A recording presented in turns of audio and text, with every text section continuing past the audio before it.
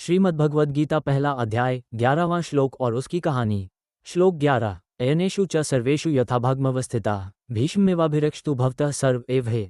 भावार्थ, इसलिए आप सभी योद्धा अपनी अपनी जगहों पर संगठित रूप से स्थित रहें और पितामह भीष्म की रक्षा करें। उद्धरण चिन्ह योजक चिन्ह योजक चिन्ह योजक चिन्ह। इस श्लोक की कहानी। इससे पहले के श्लोकों में दुर्योधन ने अपनी सेना की शक्ति और महान योद्धाओं का बखान किया था, लेकिन इस श्लोक में वह अपने छिपे हुए डर को प्रकट करता है। दुर्योधन जानता था कि उसकी सेना भले ही विशाल हो, लेकिन असली ताकत पितामह भीष्म थे। जब तक भीष्म युद्ध में बने रहेंगे तब तक कौरवों की जीत संभव थी। इसलिए वह अपने सभी योद्धाओं को आदेश देता है कि वे अपनी अपनी जगह पर संगठित रूप से डटे रहें और विशेष रूप से भीष्म की रक्षा करें।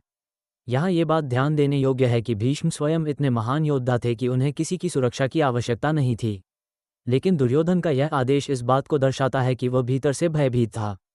उसे ये चिंता थी कि यदि भीष्म को युद्ध में हानि हुई तो कौरव सेना कमजोर पड़ जाएगी और पांडवों को विजय प्राप्त करने का अवसर मिल जाएगा। योजक चिन्ह योजक चिन्ह योजक चिन्ह। शिक्षा 1। संगठित रणनीति और नेतृत्व युद्ध में जीत के लिए आवश्यक होते हैं। दुर्योधन जानता था कि सेना का सही संचालन ही युद्ध में जीत दिला सकता है। 2। भय को छिपाने के लिए कभी कभी अहंकार का सहारा लिया जाता है। दुर्योधन भीष्म की रक्षा का आदेश देकर यह दिखाना चाहता था कि वह आत्मविश्वासी है, लेकिन वास्तव में वह चिंतित था।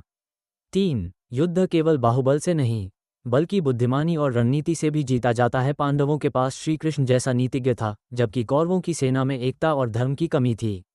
निष्कर्ष, ये श्लोक हमें यह सिखाता है कि किसी भी संघर्ष में केवल शक्ति ही नहीं बल्कि रणनीति, एकता और सही नेतृत्व भी आवश्यक होता है। अगर किसी दल में मतभेद या डर होगा तो वह युद्ध जीतने में सक्षम नहीं होगा। आध्यात्मिकता की राह पर चलें और शांति का अनुभव करें।